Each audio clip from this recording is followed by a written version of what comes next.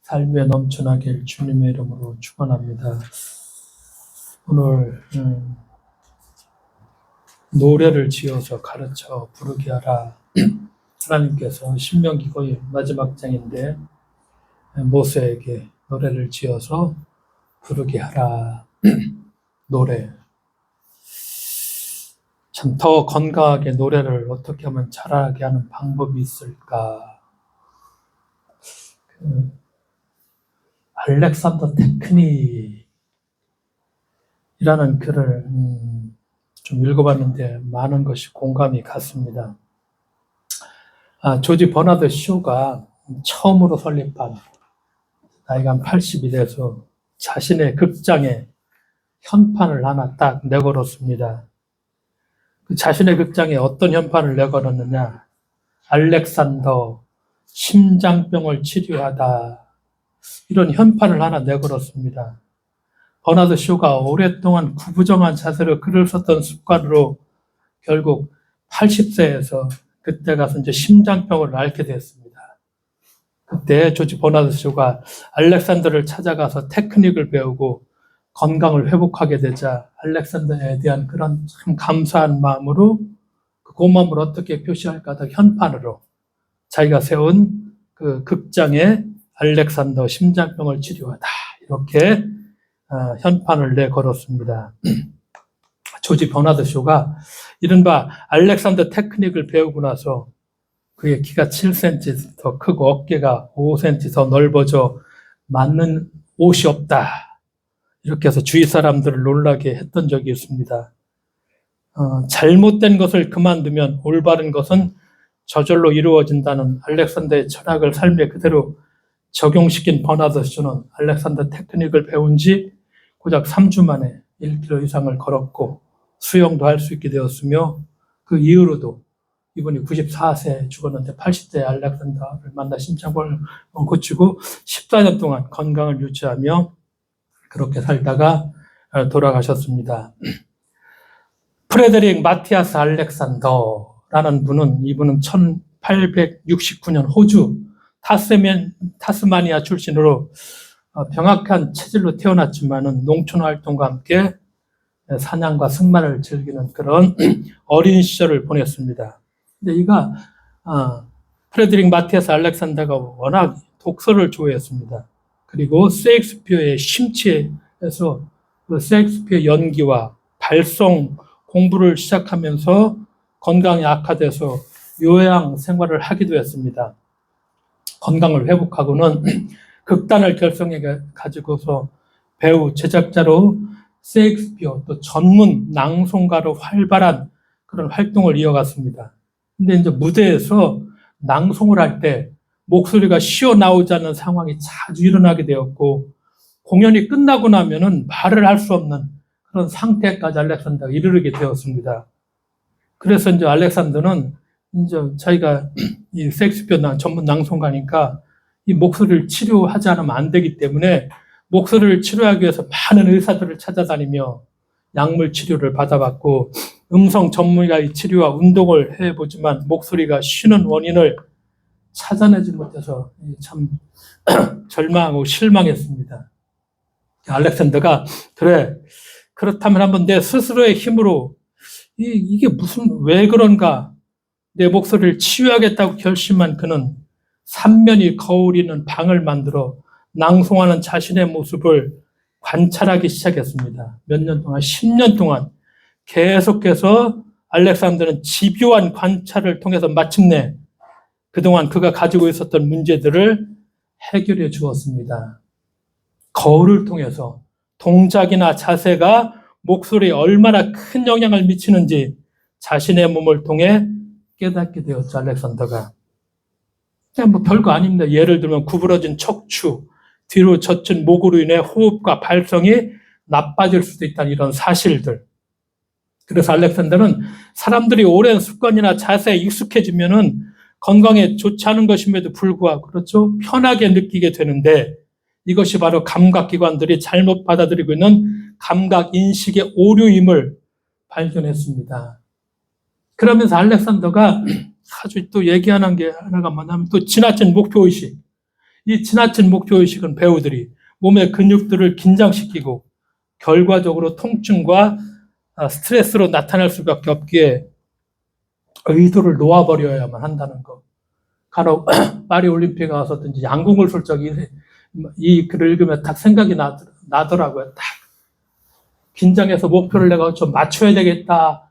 그러는 순간 10점 못 맞추고 엉뚱하게 6점, 7점에 맞추게 되죠. 의도를 놓아버린다는 거예요.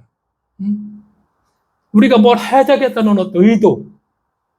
상당히 우리가 이런 의도를 갖고 사는데 이 의도를 놓아버려야 한다는 거. 그때 모든 것이 가능해진다고 알렉산더가 주장을 합니다. 근데 이와 같은 알렉산더의 치료법에 이제 호주에 있는 그 시드니의 많은 의사들이 공감을 하고, 그 당시 영국의 식민지였기 때문에 시드니에 있는 의사들의 추천으로 알렉산더는 런던 의학계에 알려지게 됩니다. 그러면서 발성에 문제가 있는 배우들의 치료를 시작으로 점차 성공을 거둔 알렉산더는 미국으로 건너가서 그 당시 미국의 교육자, 철학자, 잘 알고 있죠. 우리가 존 듀이를 만납니다. 근데 존 듀이는 타자기를 가슴에 이렇게 얹고서 작업해야 할 만큼 만성 소화불량에 시달렸는데, 이게 존 듀이가 알렉산더를 만나고 나서 25년 동안 알렉산더의 학생으로서 알렉산더의 테크닉을 통해 건강을 되찾고 이에 관한 많은 책을 써서 알렉산더에서 세상에 알려지게 되죠. 알렉산더가 얘기하는 것들 보니까 우리의 일상 속에서 등을 펴고 턱을 당기고 눕고 앉고 서고 걷고 달리는 이런 모든 일련의 동작과 자세들이 평범하죠. 건강과 삶의 질과 연관이 있다는 거. 이거 다 수많은 환자들을 그가 치료하면서 이걸 다 증명해 나갑니다. 그러면서 알렉산더가 테크닉을 얘기할 적에 중요한 세 가지를 얘기하는데, 첫째 뭐냐면 이분이 판단하지 않기, non judgment. 우리는 판단에 너무 익숙하잖아요, 그냥. 판단하지 않기. 그 다음에 non doing. 의도를 갖고 어떤 걸 하지 않기. 자제하긴 inhibition. 그래서 이런 과정을 통해서 자신과의 소통이 원활해지면 그때 스스로 치료할 수 있는 힘이 생기기 때문에 이것은 예술 분야나 스포츠 분야의 모든 것에 적용할 수 있다고 얘기를 합니다. 그러면서 알렉산더가 참 중요한 얘기를 하는데, 몸은 살아있는 생명을 운영하는 지성체이다. 그리고 몸이 자연 그 자체다. 이게 저도 이제 시간이 갈수록 그렇구나. 몸이라는 게 이게 살아있는 생명을 운영하는 내 지성체이며, 이 몸이라는 게 내 자연 그 자체가 내 몸이구나. 테크닉을 통해서 보여주고자 평생의 노력을 기울였습니다. 그러면서 우리가 머리를 숙이고 걷는 것, 짝발로 서 있는 것, 다리를 꼬고 앉는 것 등 이 무의식적인 반복 행위들이 통증을 가져온다는 사실, 이걸 정말 자각해야 된다. 이렇게 얘기를 하죠. 근데 멈추기가 어려워. 왜 멈추기가 어려운가? 오랜 습관으로 몸에 밴 동작들이 편하게 느껴지기 시작해. 편해져. 그래 앉으면 무작정 이제 다리를 꼬고 앉죠. 그 나쁜 자세임에도 불구하고 오랫동안 하니까 무의식적으로 이게 너무 편해진 거야. 감각 오류가 딱 생겨버리는 거야. 어떤 목표를 달성하기 위해서 지나치게 집중하면 몸의 근육들이 과도한 긴장으로 경직되고 이는 혈액순환의 장애를 일으키는 원인이 된다는 사실. 그걸 잘 못 알아. 학교 다닐 때 정말 이거 나중에 알아차리죠. 그래서 몸이 이렇게 병들게 되죠, 사실은. 우리가 집중해서 근육인양이 과도한 긴장으로 당연히 경직이 되죠. 그럼 혈액순환의 장애 당연히 일으키게 되고, 그럼 이것이 통증이 되고, 만성 우리들을 괴롭히는 그런 병으로 발전하게 되고, 이거 당시에는 모르고 시간이 지난 다음에 어떤 때는 그때도 알아차리지 못할 때가 있죠. 그래서 알렉산더는 가장 가치 있는 지식은 자기 자신을 다루고 사용하는 것. 이걸 우리가 알고 있는가, 이 지식이. 많은 지식을 가지려고 하는데 정말 가치 있는 지식이 뭐냐? 나 자신을 알고 나 자신을 다루고 사용할 줄 안다는 것. 이게 우리가 이런 지식이 있는가? 내가 나 자신을 이렇게 잘 다루고 내가 나를 잘 사용하고 있는가? 그래서 나 자신을 잘 관찰해야 되겠죠. 또 자각해야 되겠죠. 그래야지 우리가 이게 살아있다는 게 깨어있다는, 나는 예수의 말씀 중에 깨어있으라는 말씀하고 연관이 되더라고요. 나 자신을 잘 관찰하고 자각하고 자제하며 인지하는 그런 과정들을 지속적으로 반복해 나가야 된다는 거. 그래야지 나중에 나이가 들어서 건강할 수 있다는 거. 이게 그냥 오지 않죠. 우리의 몸이 이게 자연이라. 인류가 점점 더 알렉산더가 목표 지향적으로 가면은 인간의 자세는 이상한 방식으로 바뀌어 갈 것이다. 이렇게 예언했죠. 근데 이 예언이 바로 적중해 버렸어요. 왜? 오랜 시간 우리가 폰을 들여다보게 됐죠. 아주 적중을 시켜버렸어요. 몸 전체가 갸우뚱해지죠. 몸이 틀어지게 되죠. 집중력의 저하, 만성 통증을 유발하죠. 이거 읽은 다음에 많이 줄였습니다, 저는. 그렇죠. 기울어진 몸은 염증과 스트레스를 가져오며 이것을 오래 방치해 버리면 정신적, 유체적으로 균형이 무너질 수가 있죠. 그렇기 때문에 우리는 저부터도 그렇지만 나의 굳어진 반복 행위들, 습관이나 어떤 습관에 대해서 이제 무의식적으로 이루어지는 행위들이 있죠. 그러니까 이런 거, 다리 꼬고 밥 먹는 거 혹시. 이거 참 나쁜 자세임에도 불구하고 이게 반복적인 거, 이거 정말 그쳐야 되는데 걸터 앉기, 고개 숙이고 서 있는 것 등, 그렇죠? 그래서 하루에도 수없이 반복하는 행위들을 불태워야 될 습관 없는가? 우리가 좀 자각할 수 있는. 그러니까 알렉산더가 얘기하듯이 불필요한 동작, 이런 잘못된 이런 동작들, 이거 당장 멈추고 긴장 없는 이완된 몸. 뭘 해야 되겠다. 넌 두잉이라고 얘기하죠. 그게 몸에 배 있어, 우리는. 그거 못하면 막 자기 몸을 괴롭힐 때도 있어. 근데 그렇게 안 해야 되는데. 근데 그런 식으로 살아왔어. 그냥 목표하고 그게 그렇게 가야 돼. 그것이 다 옳은 줄 알아. 근데 그게 옳은 건데 아닌데도 정작 중요한 것은 우리 몸을 이완시키는 거잖아요. 이완시켜놓어야 돼. 자꾸. 그래야지 뭐 저는 잠을 좀 잘 자서 이런 얘기 참 하기가 민망한데 잠 못 자는 사람들. 이완이 안 되니까 이거 잠이 안 오는 거예요. 그럴 적에는 알렉산더가 얘기한 대로 내 습관들이, 잘못된 습관들이 어떤 것들이 있나. 정말 나를 잘 자각해 보여야 되죠. 아, 그렇구나. 몸에 배 있구나, 이것이. 근데 이것은 잘못된 습관이구나. 이건 빨리 불태워야 될 그런 습관들이구나. 짧은 글이지만 노래 얘기하다가 어떤 글들 쭉쭉 보다가 저도 알렉산더 테크닉을 읽어본 다음에 자각하고 그렇구나. 우리가 어떤 걸, 그래도 마찬가지잖아요. 지난 다음에 목표를 정해놓고, 맞았네, 틀렸네, 됐네, 안 됐네. 어떤 의도가 중요한 게 아니라, 우리가 그냥 자연적으로 그냥 받아들이고, 또 가고, 우리의 몸에 긴장시킬 필요 없이, 우리의 몸이 자연이니까, 조금 더 우리를 좀 돌아볼 수 있는, 우리가 반복되진 습관들, 그것이 옳다고 막 주장하기 전에 그 반복적인 습관들이 과연 옳은 것인가? 그것이 나를 괴롭히지는 않나? 알렉산더, 지금도 130년이 지났는데도 보니까 알렉산더 테크닉이 상당히 영향을 미치고 있고, 발성 연습, 예를 들어서 몸으로 하는 그 예술, 이런 분야들은 거의 이 알렉산더 테크닉, 이걸 많이 얘기하고 실행하고 있더라고요, 보니까. 우리가 좀 더 그래서 건강한 몸을 가지고 우리가 좀 더 살아갈 수 있는, 아프다가 아니라, 예를 들어 조지 버나드가 80세 이분을 만나서 새로운 삶을 살고, 존 듀이가 그렇듯이 여러 명이 많이 나오더라고요. 2명만 얘기했는데, 알렉산더 미국에 가서 유명한 배우들을 만나고, 그들이 이 사람을 만나고 나서 건강한 삶을 되찾으면서 우리도 이제 조금 더 건강한 삶을 살 수 있는. 오늘 본문이 모세의 노래죠. 노래가 힘이 있죠. 제2차 세계대전인데 당시 히틀러 군대가 군기가 아주 엄했죠. 근데 전세가 패전으로 기울어지자 사천 군기가 흐트러지고 도망치는 병사들이 많았습니다. 히틀러 친위대들이 게슈타포라고 하죠. 이 탈영병을 잡으려고 사용한 방법이 하나 있습니다. 음악을 이용하는 방법입니다. 노래로 군인들을 구별해내는 것인데 예를 들어 이런 것입니다. 많은 사람들이 오가는 역전 광장에서 갑자기 확성기로 군가를 크게 틀어줍니다. 어떻게 될까?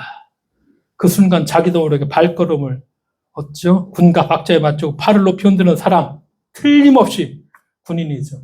이거 잡아냈습니다. 이렇게. 오랜 기간 반복되는 훈련으로 자동적으로 몸이 군가에 반응하는 것이죠. 참 노래에 힘이 있죠. 노래가 그렇죠. 우리가 80년대, 70년대 후반 80년대 살아온 분들은 기억을 지금도 하죠. 우리가 독재시대 한가하면서 불렀던 노래들, 아침 이슬. 참 노래 너무 부르는데 이거 참 열심히 불렀네. 임을 위한 행진곡. 이거 노래가 없었더라면 얼마나 어떤 저항을 할 적에도 이 노래가 정말 막강한 힘을 발휘해서 노래로 사람을 뭉치게 만들고 그와 같은 노래를 부르면 같은 공유하게 만들고 그렇죠. 우리가 무슨 노래를 즐겨 듣느냐 하는 것이 결국 작은 문제는 아니죠. 잔잔하고 아름다운 노래, 음악을 들으면 우리 몸도 마음도 편안함을 느끼죠. 강력하고 자극적인 음악을 들으면 우리의 몸도 긴장하고 흥분하고 그렇죠. 노래가 폭력과 전쟁을 선동하죠. 사랑과 또 평화를 선물하기도 하죠. 곤충도 노래합니다. 파브르의 얘기를 들어보니까 좀 매미가 왜 노래할까? 파브르가 얘기하는 게 이것입니다. 곤충이 노래하는 가장 큰 이유는 생을 즐기고 생의 기쁨을 표현하는 것이랍니다. 우리가 여름철에 보면 기온이 올라가죠. 낮이 가장 긴 하지가 지나면 그때부터 이제 매미가 노래를 시작합니다. 매미는 땅속에서 군뱅이로 4년, 5년, 7년, 13년, 17년을 삽니다. 매미의 종류에 따라 군뱅이로 땅속에서 사는 기간이 좀 다르죠. 우리나라는 보통 5년, 7년 이 매미가 가장 많이 있습니다. 매미는 이렇게 긴 기간을 땅속에서 애벌레로 산 다음 땅 위로 올라와 우리가 아는 그 모습으로 그렇게 몇 주 살다가 울죠. 살다가 그렇게 죽죠. 깜깜한 어둠 속에서 수년 동안 흑두성이의 그 더러운 옷을 입고 땅을 파면서 이렇게 힘들게 산 매미가 이제는 땅 위로 올라와 멋있는 옷을 입죠. 이슬 맛있는 음료를 마시면서 더위에 취하고 이 세상의 최고의 기쁨은 빛을 넘치게 받죠. 땅 속에서 어둠 속에서 그렇게 힘들게 오랜 시간을 보내고 밖으로 나와 짧지만 행복한 삶을 살게 되었으니 그래서 그런 행복을 기뻐하고 찬양하는 것은 마땅하지 않는다. 그래서 파브르는 매미는 행복해서 기뻐서 그렇게 노래한다 얘기합니다. 우리가 그냥 매미 소리 들을 적에 그냥 들었지만 이 얘기를 이거를 읽고 보니까 그렇구나. 저렇게 7년 동안 5년 동안 애벌레로 땅속에서 저렇게 깜깜한 데에 살다가 딱 나와가지고서 정말 멋진 옷을 쫙 입고 아침 이슬 먹고 맛있는 음료 마시면서 태양을 쫙 받으면서 그렇게 행복한 노래를 노래하다가 죽어버리죠. 그래서 매미가 울 적에 다시 한번 매미를 생각을 하는 그런, 뭐라고 할 기회를 가져봤습니다. 그리스도인들, 노래하는 사람들이죠. 언제나 노래하죠. 뗄래야 뗄 수 없죠. 시편 104편 33절에 내가 살아있는 동안 나는 주님을 노래할 것이다. 내가 숨을 거두는 그때까지 나의 하나님께 노래할 것이다. 오늘 율법의 마지막 책 신명기죠. 하나님께서 모세에게 마지막 소명을 주십니다. 마지막 소명이 무엇인가? 이 노래를 적어서 이스라엘 백성에 가르쳐 부르게 하여라. 하나님께서 모세에게 주신 마지막 소명은 노래를 적으라는 거. 노래를 만들고 그 노래를 백성들에게 가르쳐서 부르게 하라는 것이죠. 성서의 사람들, 노래하는 사람들이었죠. 모세의 노래가 나오죠. 또 히브리 모세가 얘기한 대로 히브리 어머니 유모 속에서 어머니가 히브리 여인이었죠. 그 품속에서 노래를 히브리 어머니들은 보통 아이를 안고서 끊임없이 노래를 불러줍니다. 궁중에서 그가 이집트 왕자로 자랐으니까 이집트 노래에도 음악에도 정통했을 것이죠. 이집트에서 도망친 다음에 광야로 갔죠. 뭘 쳤죠? 양을 쳤죠. 그 감성도 깊었을 것이고 그래서 출애굽기에 보면 실제로 모세가 노래를 만들었죠. 출애굽기 15장 모세의 노래가 나오죠. 모세가 노래를 이렇게 했다. 모세의 노래 쭉쭉쭉 나오죠. 그리고 오늘 신명기 마지막 장에도 모세의 노래가 나옵니다. 노래를 만들고 노래를 부르고 요즘으로 말하면 뭐죠? 싱어송라이터 이렇게 얘기할 수 있죠. 다윗 말할 것도 없죠. 시편에 많은 노래들 다윗이 지었고 다윗이 노래했고 예수님은 어땠을까? 예수님이 노래했다는 기록은 없지만 예수님은 사람들과 어떻게 했죠? 잘 어울렸습니다. 그러니까 바리새파 사람들이 먹고 뭐라고 얘기했죠? 예수는 먹고 마시기를 탐하는 자. 이렇게 규정을 해버렸죠. 아, 저 사람은 먹고 마시기를 탐하는 자다. 그러니까 예수님은 다른 사람들과 먹고 마셨습니다. 먹고 마시는데 노래가 빠질 리 없죠. 고상한 척 안 했죠. 교양 있는, 잘 모르겠지만 예수님 어떻습니까? 그 당시에 죄인들이 얼마나 서러움 받고 사람 취급 못 받는 그냥 내쫓은 사람들, 이런 사람들하고 같이 먹고 마셨으니 그렇게 했다고 신약 성경이 끊임없이 우리한테 알려주죠. 잘 노셨습니다. 그런 사람들과 세상에서 버려지고 너는 사람도 아니야. 갈라놓은 사람들, 그 사람들과 잘 어울려서 먹고 마시고 노셨죠. 그래서 바리새인들을 보고서 예수님은 저들은 피리를 부르도 춤을 출 줄 모르고 고글에도 울지 않는다 이렇게 탄식하셨습니다. 예수님의 가르침을 복음이라고 하죠. 말 그대로 행복한 노래죠. 복음이. 산상순의 첫 가르침 팔복이죠. 이건 노래입니다. 참으로 감미롭고 아름다운 음악이죠. 행복하여라. 그렇게 시작합니다. 노래로. 마음이 가난한 사람들, 하늘나라가 그들의 것이다. 행복하여라. 슬퍼하는 사람들, 그들은 위로를 받을 것이다. 노래입니다. 행복하여라. 온유한 사람들, 그들은 땅을 차지할 것이다. 행복하여라.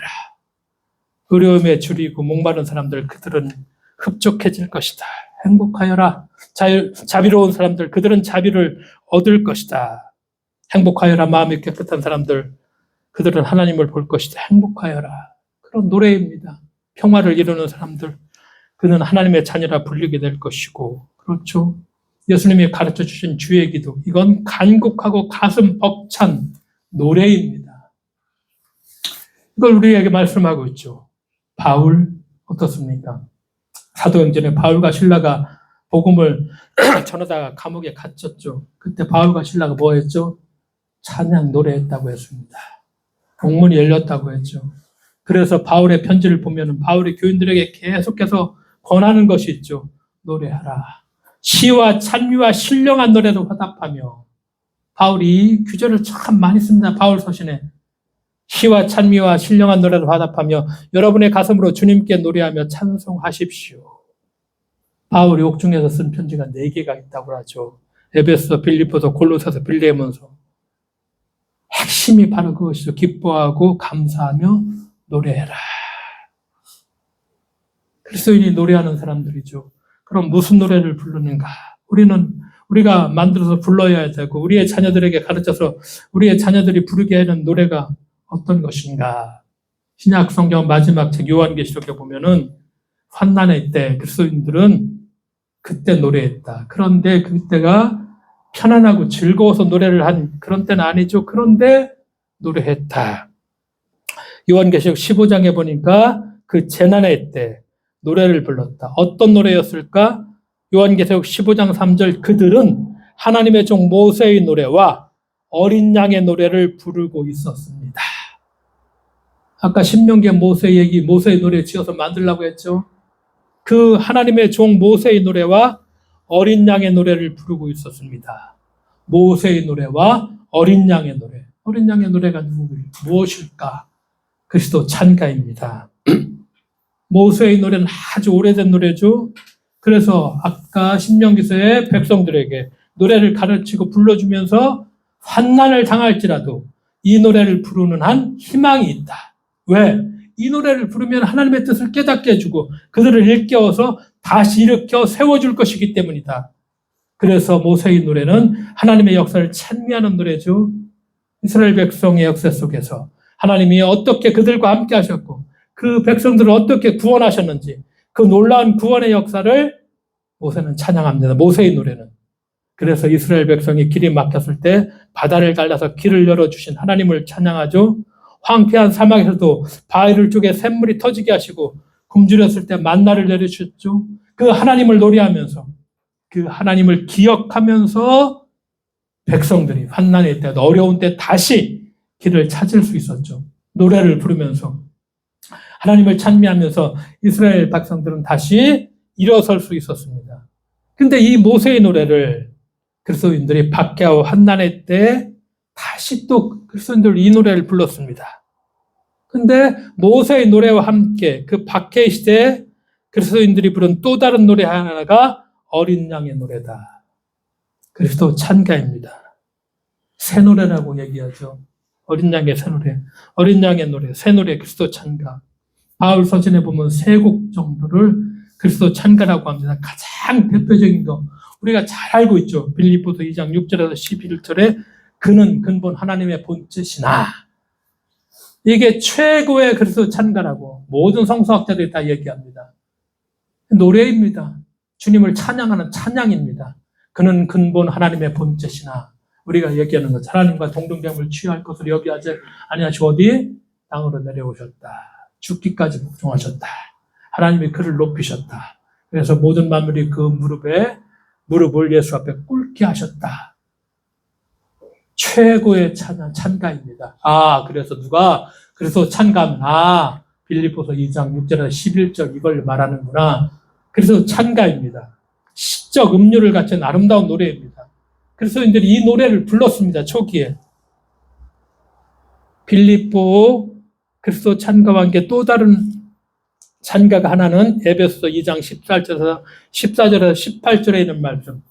우리가 잘 아는 말씀입니다. 그는 우리의 화평이신지라 둘로 하나를 만드사 음률과 시적 흐름이 아름다운 노래입니다.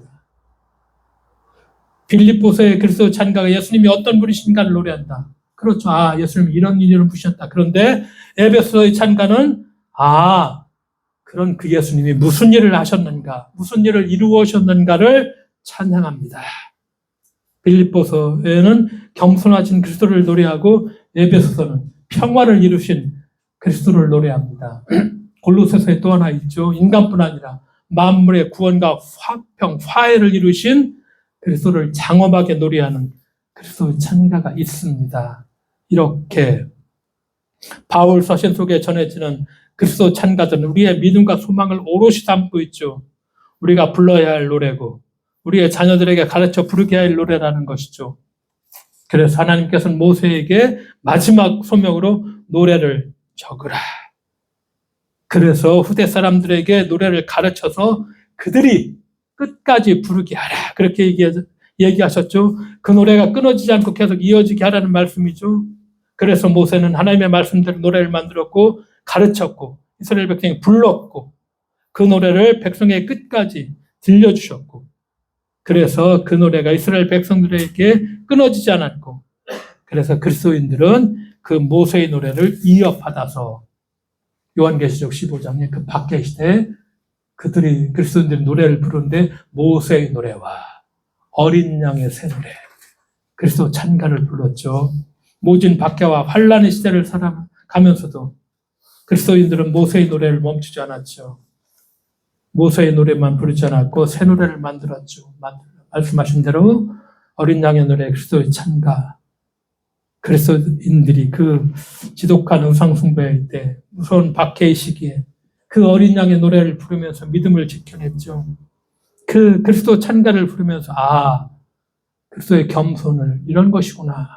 그 겸손을 배웠고 그리스도의 평화를 노래하면서 우리가 평화의 사람들로 살아가야 되는구나. 그래서 초기의 그리스도인들이 총을 버리고 끝까지 평화의 사람들로 살아갔던 것이고 그 노래를 자녀들에게 가르쳤고 불러주었고 그렇기 때문에 신앙을 가진 우리들은 마음이 가난한 사람들, 평화를 살아가는 사람들로 살아갈 수 있었다. 모세의 노래와 어린 양의 노래는 오늘 우리에게 전해졌고 우리의 노래가 우리의 찬송이 되었고 이 노래가 계속 이어지게 우리도 불러야 될 것이고, 그래서 그 찬양의 노래처럼 우리가 겸손의 사람으로, 평화의 사람으로, 좀 더 앞에 얘기했던 것처럼 알렉산더 테크닉에서 내가 배워야 될 것은 무엇인가.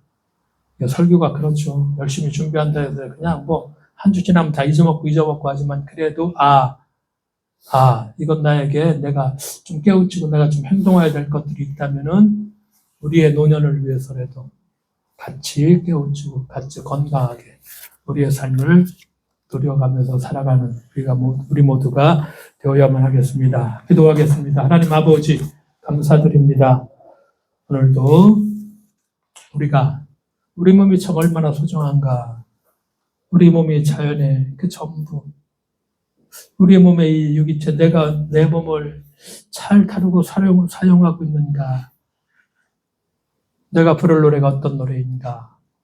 모세의 노래를 부르고 델소의 찬가를 부르면서 겸손하신 주님, 평화를 이루신 주님, 그 노래가 우리의 마음속에서 정말로 늘 삶에서 우리가 부르면서 그 삶을 살아갈 수 있도록 주께서 저희들과 함께 해주실 것을 믿으며 예수님의 이름으로 기도드리옵나이다. 아멘.